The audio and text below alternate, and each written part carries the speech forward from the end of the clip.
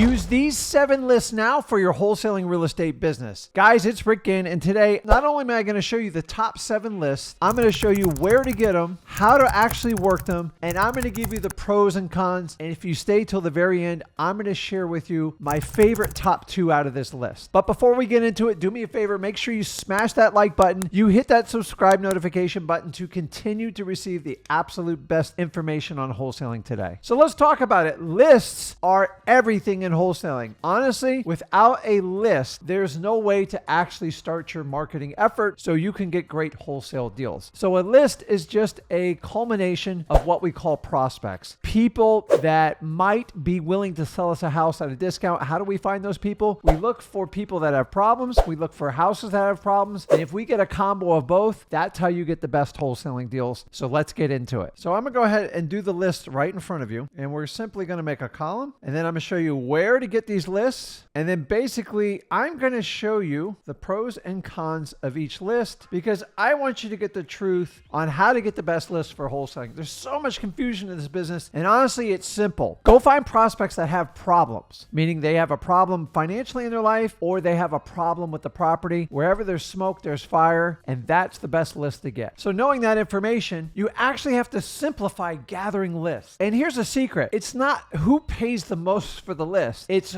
who takes the most initiative and uses their resources to get these lists. Honestly, some of the best lists I'm going to share with you are 100% free. Now, they're free financially, but they're going to take significant effort for you to get. And let's walk through it. My first list is what we call driving for dollars. And guys, this is nothing more than simply looking for ugly houses. What's an ugly house? You don't need a course on this. Just look for an ugly house. I can't make this any simpler. Look for high grass, look for blue tarps on the roof, look for boarded up windows, look for houses that have been neglected. There is always a story behind these houses. If you can find these houses, just write them down on an address, collect it however you want to do it, and go out and get these deals. Where do I go out and find these types of lists? In your neighborhoods that you invest in, period. So if you have an area that you're farming, you need to get in your car at least once, if not twice a week, and go out and collect lists. And guys, let me tell you this. If you think you're just going to get 20 or 30 addresses and you're going to hit it out of the park, you're wrong. You have got to 10x this effort. Go get 200, 400, 500. The more you get, the more success you have. And before you ask me a question, Rick, how many of these do I have to get? Stop asking that question because it means you're not fit for wholesaling. Go get as many as you can till you get your first deal. My reason why I love these, because you cut your list efforts in half. And what do I mean by that? If I go out and use a piece of software and get 10,000 leads of what I think are prospective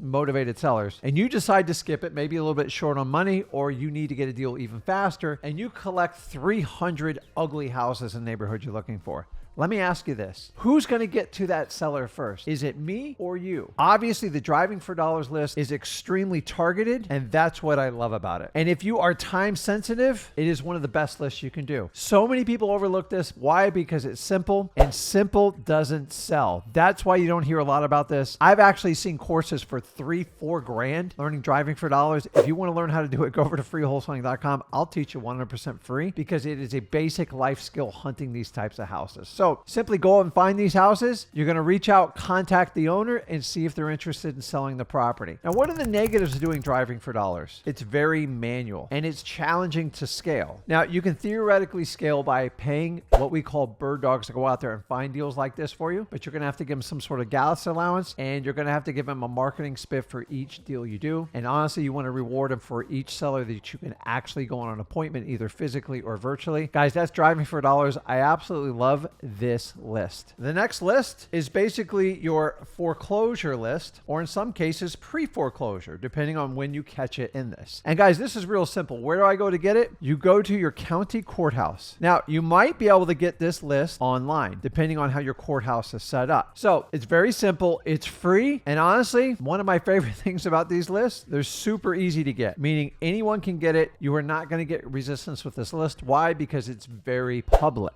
So you got to understand, if it's easy, that means everyone has access to it. The bad part about these lists, to be brutally honest with you, is everyone has access. And so everyone calls these people. And the biggest problem you're going to deal with these lists is a lot of them have little equity in these properties. The drama is super high and people like to procrastinate in these positions. Procrastinate. Testing my spelling here. So what I want you to do is go ahead and check out. I did a video on the sweet spot for wholesaling pre-foreclosures, and I'm going to put a link in this video. Actually, I'll put it down there in the notes. And you've got to understand, there is a sweet spot dealing with people in pre-foreclosure and foreclosure, and I don't want you to waste your time. Please check out the video if you're going to attack this list. It is well worth it for you. I'm going to change some color up to keep you guys attentive here. Let's jump down to number 3. Probates. I love probates, and my biggest regret was not doing probates in my first 7 years of wholesaling. I missed out on an incredible amount of deals, and I love probate. So the biggest question I get from everyone is, where do I go get probates? And what you want to do is go to your county courthouse. Well, Rick, why do I go to a courthouse? Can't I get it on the line? You can, but you're looking for the probate court. So each county has a probate court, and probate is simply the process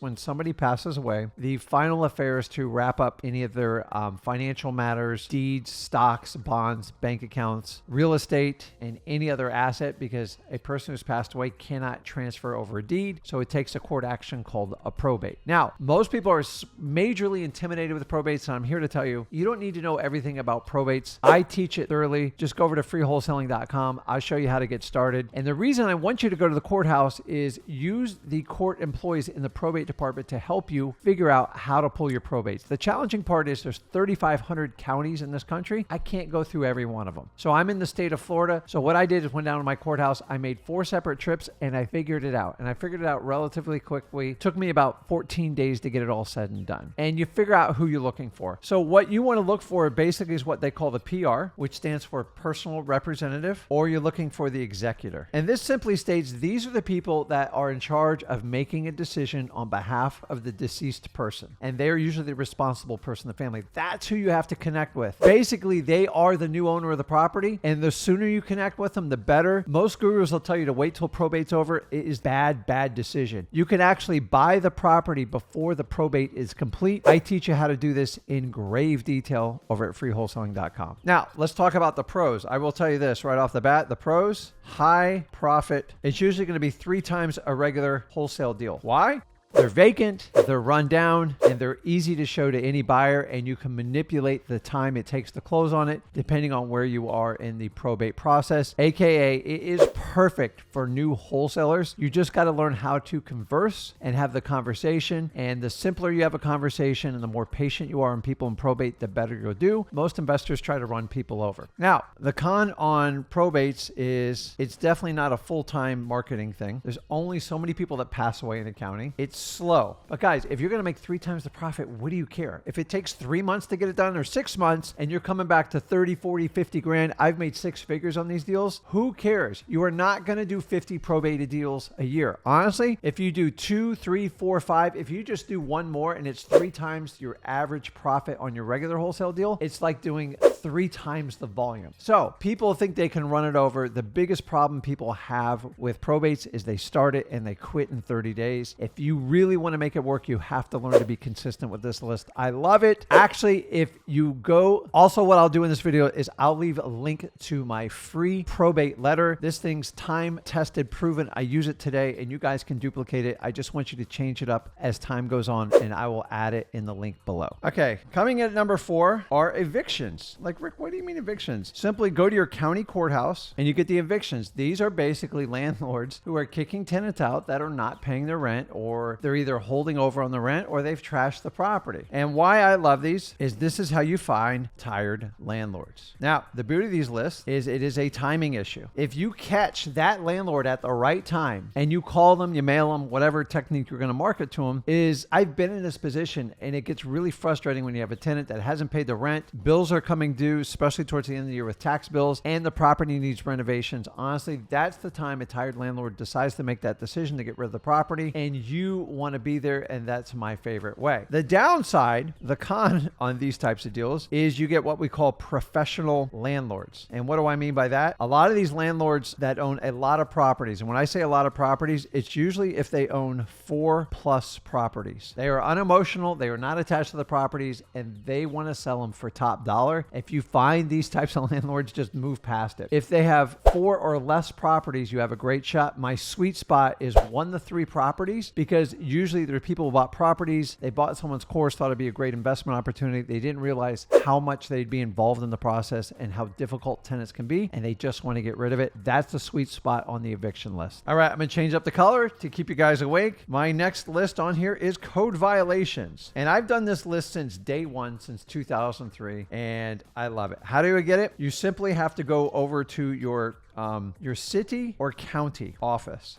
And it's usually going to be where you find like a building department, wherever they do permits. And sometimes they'll even have like the police department out of there. That is the case for most of the cities I deal with. And that's where you're going to look. Now, code violations are basically when people do not comply to the city code of how the property is supposed to look. The grass gets too high. If you leave the hurricane shutters on too long, you leave a blue tarp on too long, you're missing a mailbox, or the property is covered in mold. Why? They're trying to keep property values up. Who tells on these people? A lot of times it's the neighbors, but sometimes code officers drive around. If they find a violation, they get a notice. If they don't rectify it in 30 days, they have a hearing. And if they don't show up to the hearing, then they get a lien on their house up to $100 a day. Now, I understand that people with code violations, they don't want code violations, but when you don't have any money and you've got problems in your life, this is why code violations are absolutely perfect for wholesaling, because wherever there's smoke, there's fire, and there is no exception to this rule. I love code violations because they work. Now, I'm going to give you the cons of it. The list is much harder to get. Why? Because a lot of people like you reach out to the list. And I teach you how to overcome these objections. I'm going to go over it in this next section and show you how to do it. These lists, sometimes they charge for, which I find ridiculous. It should be free because it's from the county level. So these lists are a little bit more challenging because honestly, this is one of the great lists you can have. And that's going to be the con on it. The pros, I could write all day in lists. Highest motivation, in my opinion.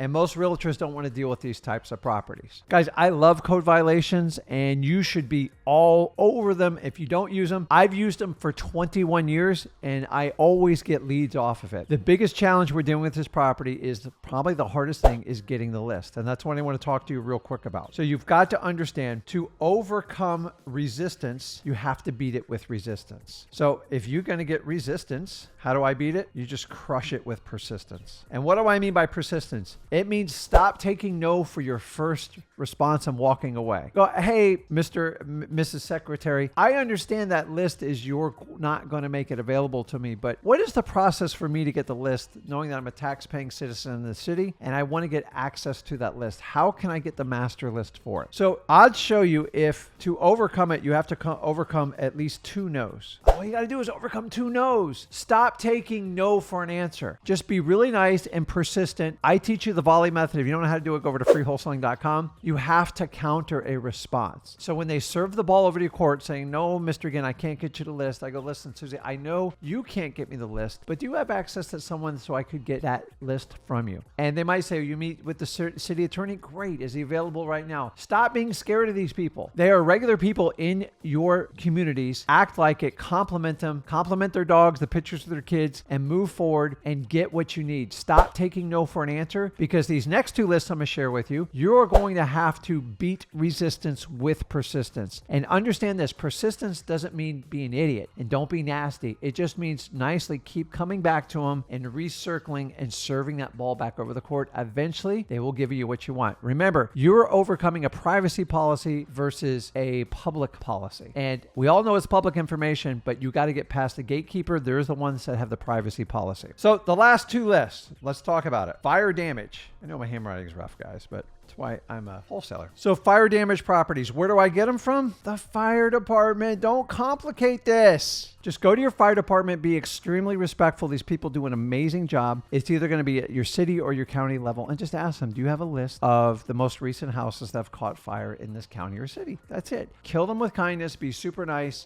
Their job is to put out fires, not to put out like your attitude. So always be respectful to these people because they do a job that you and me probably would never do. Once you have, here's the benefit of that list. Pros, little competition. Very little competition. In fact, you're probably going to be the only person to ask for it. The cons, you are going to have somewhat of limited buyers because the reality is a lot of people are scared to buy fire damaged properties. Now, here's what I'm telling you. They take a little bit longer to sell, but there's always buyers out there that love to buy fire damaged properties. They're not going to be your normal cash buyers on your wholesale list. So you're going to have to step up your cash buyers list to specialize in fire damaged properties. And coming in last but not least, when we talk about overcoming resistance with persistence, is the water shutoff. And this is simply a list of people in your city or county that their water's been shut off. Guys, think about this. If your water's shut off, how on earth can you live in the property? How can you have a tenant in the property? Where there's smoke, there's fire. This is one of the best motivations to get someone to sell their house. Now, where do I get it? You have to go to your utility department. And here's the key. It has to be public. If it's not public, it means it's private and they're not going to share that information. So find that out sooner than later. The pros, the motivation is very, very high. The con, you ready? It's a 50-50 list at best. Meaning if I called 3 utility departments, if I got 1 out of the 3, I know that make it 33%, but they're hard to get. You will get the most resistance on these lists because they don't want to give out everyone's information. But if it's a public utility company, if you can get past their privacy policy, you can make this work. So let's go back and talk about my absolute favorite list of this. And I'm going to tell you right now, go ahead and guess. You can put it in the comments, but I'm going to go ahead and tell you. You guys know I love probates. Why? Because they got 3 times the profitability and they're steady. They're always going to be here. And the key to probates is be wildly consistent. They don't cost a lot of money to do. You can have 2 full-time jobs and still do probates in your sleep. They're very, very easy to do. I teach you how to do it over at freewholesaling.com. And then my next one is code violations. I told you in the beginning, I've done these since 2003. I don't stop. They are nonstop. Wherever there's smoke, there's fire. These are the best places to get it. So guys, let me know in the comments which of these 7 lists you guys are utilizing. And honestly, I've shared the most valuable list you need to use today in today's market to get the best wholesaling deals. Which one are you guys going to use? Let me know in the comments. And if you got value from this video and you got past my sloppy handwriting, do me a favor, smash that like button, hit that subscribe notification button, and I'll continue to deliver the best quality videos on wholesaling today. Guys, this is Rick Ginn, and I'll see you in the next video.